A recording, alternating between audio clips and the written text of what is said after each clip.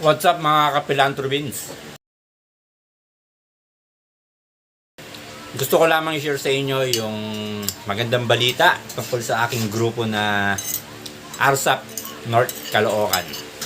Natutuwa ako kasi medyo nagkakaroon na ng pag-asa, nagkakaroon na ng liwanag na mabuhay ang mga members namin dito sa ARSAP North Caloocan.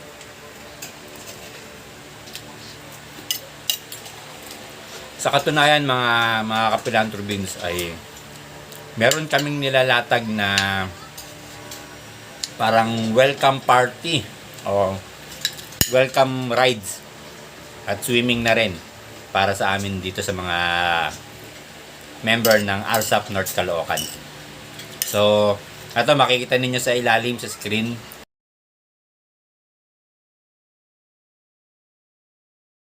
Kung saan yung venue o yung lugar na aming pupuntahan. At ikinatutuwa ko nga rin palang ibalita sa inyo mga kapilantrobins dahil pinayagan tayo ni Mrs. Di ba mahal, pinayagan mo ako? Sagot! Mahal, tingin! Di ba pinayagan mo na ako? Hindi ka galit? Hindi siya galit guys. Di ba? Pinayagan tayo ni Mrs. na sumama sa long rides na ito. Guys, huwag niyo pakinggan yan ha. Hindi yan. May sinasabi ka anak? Kumain pa kami. Sino ba masusunod sa bahay na to? Anak. Sino? Anak. Pinayagan ako ni mama mo kasi ano yun? Birthday week ko yun. Ayun yung dahilan guys kung bakit pinayagan ako ni Mrs. Puno na yung bibig ko yung kanin, sandali lang. So yun guys, pinayagan tayo ni Mrs. na sumama sa rides na yun. Kasi nga, birthday ko sa March 25. So yung event namin, yung swimming, yung rides, gaganapin sa March 29 and 30.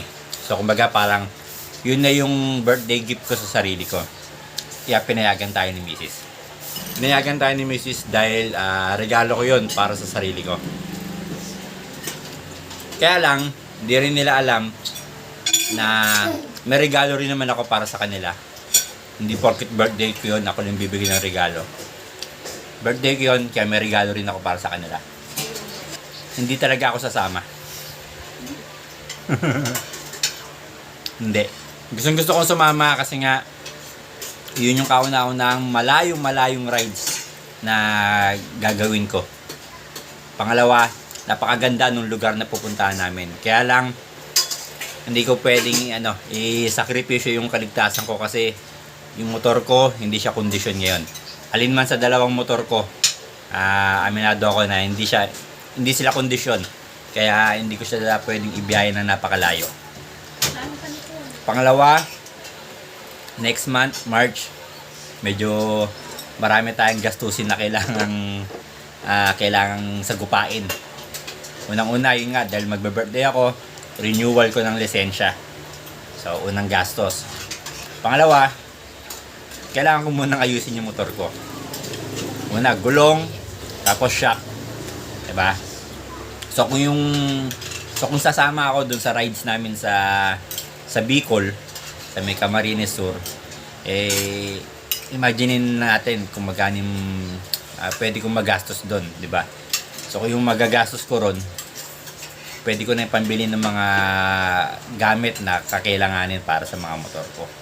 Kaya sa mga kasama ko dyan, sa ARSAP North Caloocan, lalo na kay CEO, kay Parin Chester, kay Bro Melvin, sa asawa ni CEO, kay Maring Mara, pasensya na, hindi talaga ako po pwedeng sumama. Hindi ako makakasama. Kasi nga, yun nga, nasabi ko na yung mga dahilan ko.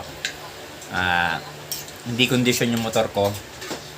Saka, marami tayong gastusin next month. Birthday ko, renewal ng lisensya. Birthday din ng anak kong yon. Saan ba yun? Ayan na. Birthday din ng bunso ko na yon, yung Kung ako magastos, yun mas magastos sa akin yun. So yun, magba-birthday din yung bunso ko sa March 11, kaya medyo tight ang budget natin ngayong March. So alam ko naman, mauunawaan nyo yun, paring Chester, Maring Mara, Bro Melvin. Pasensya na. Pero sa susunod na mga rides, tingin ko makakasama ako. May JS pa. Additional gastos pa pala. Yung panganay ko. Mag-JS pa pala yan. Kaya, kailan JS mo, nak? 11. March 11 din JS mo? 14 pala. Oh, March 14. Birthday ng bunso ko, March 11. JS ng panganay ko, March 14.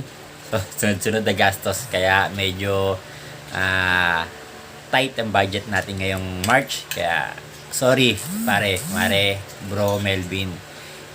Gustuin ko man, kaya hindi taga makakasama. Ingat na lang sa inyo, mga bro, mga sis, sa rides na gagawin ninyo sa March 29 and 30. Bawi ako sa next rides natin, sa next event natin.